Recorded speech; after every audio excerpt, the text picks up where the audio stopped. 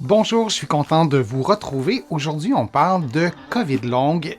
On va vous donner des conseils, des astuces peut-être aussi pour améliorer votre condition, pour améliorer votre qualité de vie. Et j'ai l'immense bonheur de vous présenter les prochains contenus avec une collègue, Frédéric Daigle, qui est physiothérapeute à la clinique universitaire de réadaptation de l'Estrie. Bonjour Frédéric, ça va bien? Salut Denis, ça va bien, merci et toi? Oui, oui, ça va très bien. Merci d'être là. C'est vraiment très généreux de ta part de nous consacrer ce temps pour parler de la COVID longue. Comment se préparer à la reprise des activités sportives après avoir après avoir eu, oui, une COVID longue. Et je vais bonifier un peu la question, l'enrober un peu. Disons là qu'on n'a plus de symptômes. On arrive à faire notre vie quotidienne, ce qu'on fait dans une journée normale. On arrive même à travailler, on a repris nos activités, mais disons que moi, je fais de la course à pied, Frédéric, j'ai eu une COVID longue, tout va bien. Comment je fais pour me remettre à la course à pied ou au vélo ou à la randonnée? Est-ce qu'il y a des conseils qu'on peut donner? Oui, ben la première chose, c'est que probablement qu'on n'attendra pas la résolution complète de tous tes symptômes, Denis, avant de parler de reprise de l'activité, parce que comme pour le travail qui est important pour toi, tes activités physiques font du sens pour toi, puis tu as probablement hâte d'y retourner. Donc, j'attendrai pas que tu sois à zéro symptôme 100% du temps pour parler de OK. ces tâches-là de travail, d'activité physique. Mais comme pour le reste, on va y aller à très petite dose, puis on va graduer tranquillement dans l'activité. Donc, tu me parles de course à pied, on va commencer en marchant. Est-ce que tu es capable de marcher 5 minutes, puis 10 minutes, puis 20 minutes? Puis on va y aller progressivement. Après la marche, ben, quand tu auras atteint, par exemple, 30 minutes de marche confortable plusieurs fois semaine, ben là, on va peut-être commencer à parler de est-ce qu'on intègre la marche rapide? Est-ce qu'on fait des intervalles? Est-ce qu'on introduit carrément la course, mais à petite dose, donc des petits intervalles ou des petites distances? Je vais Puis t'interrompre, Frédéric, 2 petites secondes. Encore une fois, désolé pour le décalage. Quand tu dis à petite dose, est-ce qu'on laisse une journée, 2 journées? Disons que je reprends par une marche de 15 minutes. Est-ce qu'on a une idée de l'intervalle ou c'est jamais pareil? Ou... il n'y a pas de réponse qui va faire pour tout le monde dans toutes les conditions. Si toi, aujourd'hui, tu me dis 15 minutes, c'est à qui je suis capable de le faire, je suis confortable avec ça. Je vais te dire, ben parfait, tu l'as fait une fois, 2 fois, ça va bien. On va le refaire 2, 3 fois pour valider que ça va bien. Un jour sur deux, sauf si tu as une grosse journée qui est prévue, puis que tu as 3 rendez-vous, puis déjà des tâches super importantes à faire ces journées-là, on va se donner un peu plus de temps. Mais un jour sur deux, c'est le minimum pour laisser le temps de voir comment réagit ton corps à cette activité-là. Si ça va bien, le 15 minutes, après 2, 3, 4 répétitions, un jour sur deux, ben là, on va pouvoir commencer à progresser. Puis moi, j'ai vraiment tendance à progresser à petite dose. Donc, est-ce qu'on peut monter à 18 minutes de marche? Et on va le refaire 2, 3, 4 fois, un jour sur deux, valider si ça va bien. Puis après Donc, ça, donc, la 20. stratégie à petite dose, d'y aller en augmentant les durées avec l'activité physique. Là, j'ai donné l'exemple de la course à pied, de la natation, de la marche, mais peu importe l'exercice, on la refera à nouveau à petite dose. Est-ce que c'est une bonne idée, avant ou pendant, de faire du renforcement musculaire spécifique? Disons, là, je vais simplifier, je fais de la course à pied en montagne, ben, je vais stimuler la force de mes cuisses, par exemple. Donc, du renforcement, des exercices de résistance avec des poids et haltères ou des exercices semblables. Est-ce que c'est une bonne idée aussi de faire des exercices cardiovasculaires qui s'approchent de ce qu'on fait, mais qui sont un peu différents? Ou toi, tu recommanderais plutôt d'y aller en premier avec l'activité qu'on fait à petite dose?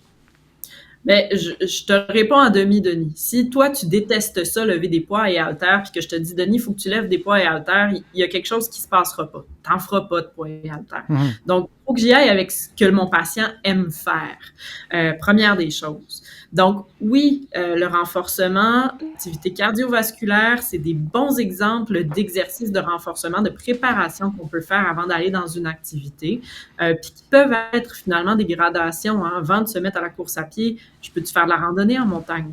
Avant de faire la randonnée en montagne, je peux-tu marcher en ville? Donc oui, on va pouvoir utiliser des activités cardio ou musculaires. Puis c'est pas, il n'y a pas de contre-indication absolue en COVID longue à faire de D'accord. l'exercice physique, mais il y a vraiment un dosage à trouver de qu'est-ce qui est accessible présentement pour votre niveau d'énergie puis pour votre corps. On ne veut pas créer de malaise post-effort. Si vous faites un entraînement dans le but de reprendre, par exemple, la course à pied, mais que vous faites un malaise post-effort, puis qu'après ça, vous êtes alité pendant 5 jours, on ne travaille pas dans la bonne direction. Est-ce qu'il y a un ou deux signes que tu pourrais nous donner? La question est générale, là, mais en même temps, c'est une question qui intéresse beaucoup de monde.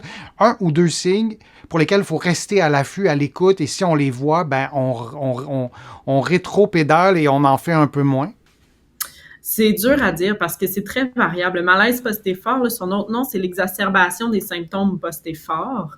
Donc, ça peut être n'importe quel symptôme que vous connaissez.